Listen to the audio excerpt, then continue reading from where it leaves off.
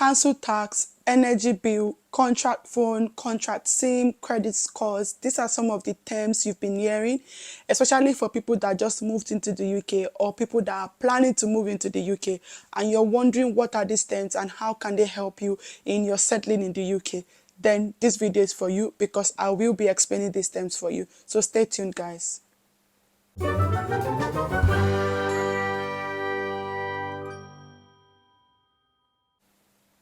Hi guys, welcome back to the channel, and this is Gbems here again. So yeah, according to the intro, there's some of the terms that you might be hearing, especially if these are not the things that you are used to from before, and you're wondering what are these things. You just hear people throwing the words here and there, and you've never really understood, or you just want to know what these things are. So I'm going to be mentioning some of these words and what they mean and how they can help you settle in the UK.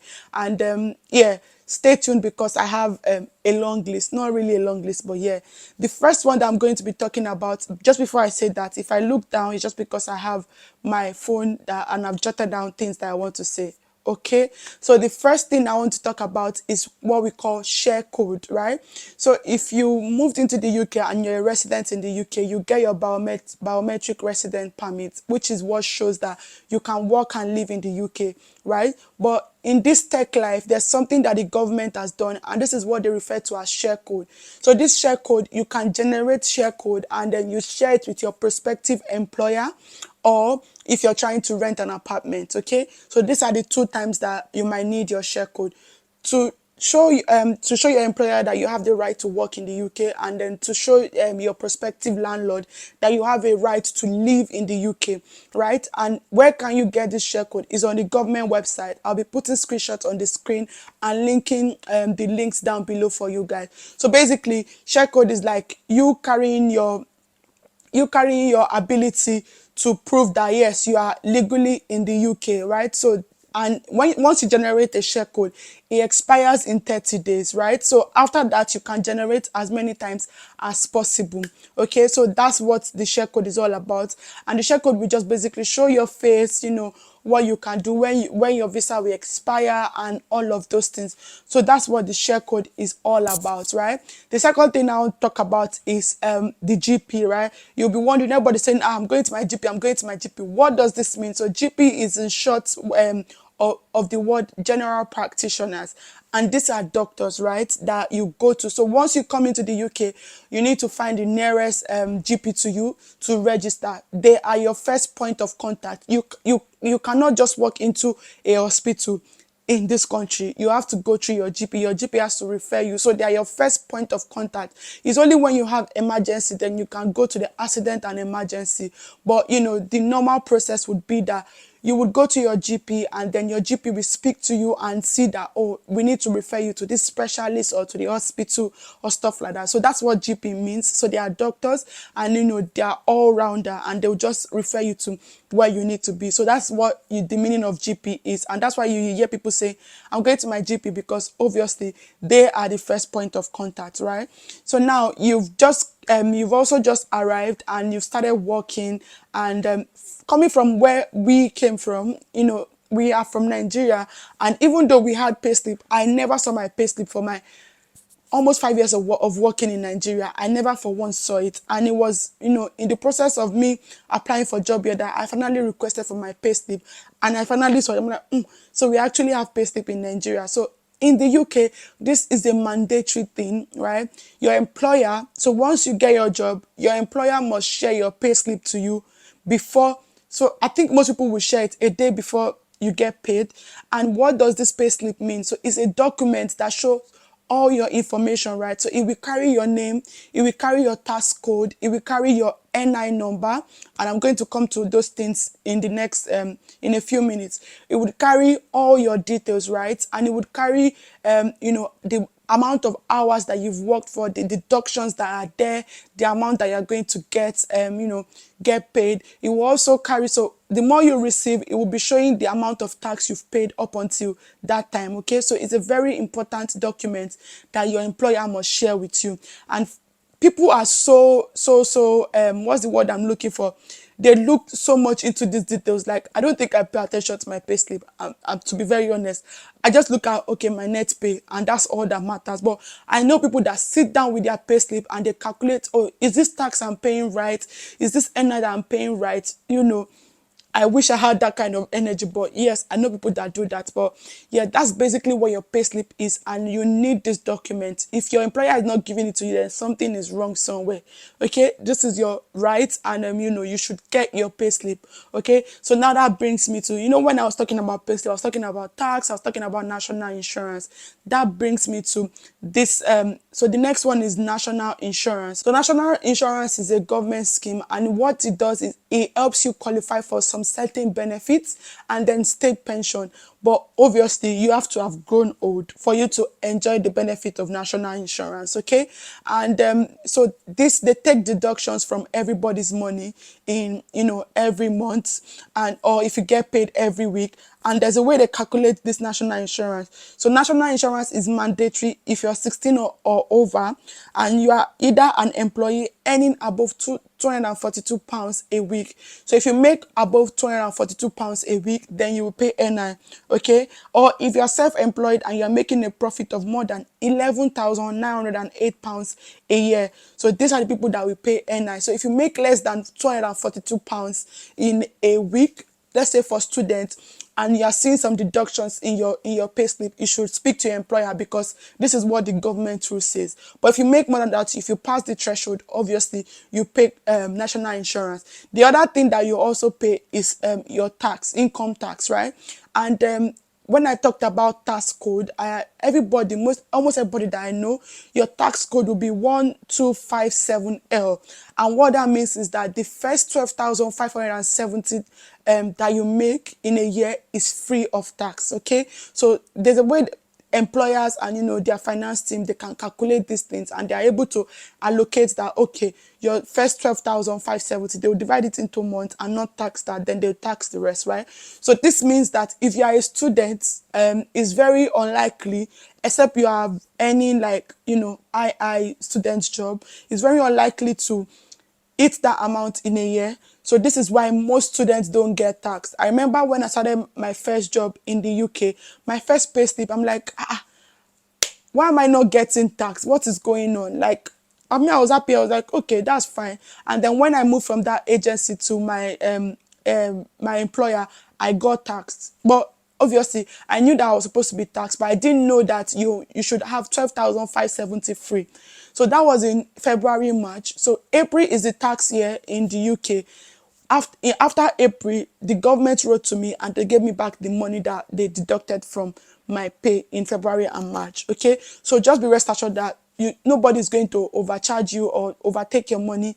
If they realize that you've paid too much tax, when it comes to the end of a financial year and the beginning of another, you get your tax refund. Okay, but to avoid all of those things, you can just look very closely to your pay slip and ensure that you're getting the right amount of deduction. Okay, now the other thing that I want to now talk about in the spirit of tax is council tax. What is council tax? Council is like your local government, if you are going to liken it to Nigeria, and it's like your environment. This is the money that they use to take care of where you live, clean the environment, take care of the parks and all of those things.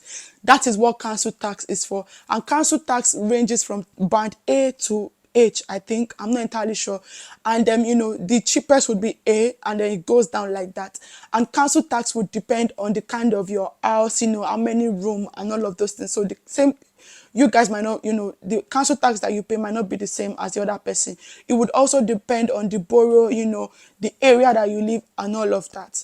Now, just to let you know that students are exempted from council tax as well as their dependents. Okay, some council will be funny and they will want to give you 25% discount deduction, right? Because for the dependent, but I put it to you and I also put the screenshot. It is on the government website, and some councils, you have to fight them. You have to give them proof that this is what the government said, that Even dependents are exempted from tax as far as the main applicant is still going to school. Okay, so this is one thing that you should know if you're a student and you live in an apartment that is not shared, because most shared apartments, council tax is already included or they don't pay at all. I don't know. Everything is bill inclusive. Okay, but if you're living by yourself, this is something that you should know. And if your council charges you, please fight for yourself and write to them, and trust me, they will see that and they will they will correct everything that needs to be done. Okay, now the other thing that I also want to talk about is a lot of people pay like pension where we are coming. In Nigeria we used to pay pension, right? But in this country it's actually mandatory. Okay, it is very mandatory that your employer will pay your pension. However, you can decide to opt in and or opt out. But let me tell you, if you opt out, you're also doing your employer good because you're saving them that money that they should be paying for you. Okay, so workplace pension is a thing that is compulsory for all employers to do. So they will contribute to your pension, and some people, you too, will contribute. Some other companies they pay fully, so it varies. But pension is a compulsory thing that your employer must pay. It is in the UK government law. Okay, so employer must pay, and I think it starts from the age of 22. So if you are less than 22, you might not get pension until you become the age of 22. I think if I'm not correct, I'll put it on the screen for you guys to see. So that's that about workplace pension. Now let's come to energy and water bill. Okay, energy is very important in this country because if you don't know, there's cost of living crisis, and then the prices of energy. When I mean energy, I mean gas and electricity. It has gone up. I have a very detailed video on how you need to monitor your bills and what you can do to make them better. On this channel, I'll link it here so you guys can watch. But ultimately you need to understand how to take your meter reads, because you don't want to be paying estimated bill. I have never seen an estimated bill that is lower than what you use. It's very rare. Okay, most time it's always higher than what you use. So to avoid yourself this headache, it's very important that you know where your meter is, you know your kind of meter, you take meter reads and all of those things for your energy. In the case of water, water is very cheap. Most people pay around 20 to 30 pounds, so that's not a lot. But for your gas and electricity, you need to know these things because it's very important for you to know. Okay, so that's that about. And when you move into an apartment, you need to ask questions. Who is the supplier? Once you move in, take your meter reads on that day. It's very important. Okay, just watch the video. I've explained that in that video. Now, the other thing, the next one is, this one is very interesting, credit system. This country is very credit driven, and it's important that you have a good understanding if you plan on staying in this country, for the longer term. It's very important that you can show that you can manage credit, you can use credit and all of these things, right? So the credit system is, a big thing in this country, and you need to get yourself accustomed to it. Okay, and there are some of the ways that you can get yourself into the credit system. The first thing is, once you have your apartment, put yourself on the electoral roll. I think it gives about 50 points on experience. I think so. So if you need to register on the electoral roll, and electoral roll is just the ability for you to vote. Okay, so register yourself on the electoral roll, and you can start bit by bit. So that takes me to another one called what we refer to as contract SIM, contract phone, right? A lot of us, our SIM is on contract, so that means that there's a direct debit that has been set, and then you've agreed to them that, okay, give me 25 gig every month, unlimited calls, unlimited texts, and all of those things. You are in a contract with the provider, and they'll take money from your account every month. This direct debit helps your credit score because it shows that you've not ensure that you don't miss payment, because it shows that you are reliable. So these are the ways that you can start for new immigrants. These are the things that you can get, and slowly you get yourself into the system, and then you improve your credit score. And your credit score can be checked on Experian, ClearPay, TransUnion. There are a lot of credit score agency out there that you can use. Okay, so get yourself registered on that as well. And then also there's another scheme called buy now pay later. So basically, let's give an example. You want to buy this top, right? And you don't have the money now. So there's what we refer to as buy now pay later. So you can pay now, and they spread the cost for you for 3 installments, which is credit, is interest free, right? So that is what we refer to as buy now pay later. literally almost everything in this country you can buy now and pay later for your convenience. So these are some of the things that can put you on the credit ladder, and then slowly, you can now think of credit card, bigger things. All right. And please be very careful. Once you have access to credit, it can intoxicate one, but learn how to manage it very well. Okay. Now, yeah, I think those are the things that I've jotted down that might be so strange to you, especially if you are coming from a country that is not credit driven to this kind of country. I wonder, what can I do? Okay, these are some of the things that I have thought of, and I hope that it will help somebody out there. The other thing I thought of, so this one is for bands, right? This is something that everybody say, "Hello, mates." Thanks, mates. They will call you mate a lot. They don't literally mean like you guys are mates, but it's a lingo here, okay? So that one is just on a lighter note. But yes, these are the things that I think that would help you. If you understand them, it would help you settle better, and you can slowly integrate yourself into the UK system. Okay, so that's what I have for you guys today, and I hope that this video is going to help someone out there. And if you like this, give it a thumbs up. Do not forget to subscribe, and I'll see you guys in the next video. Bye.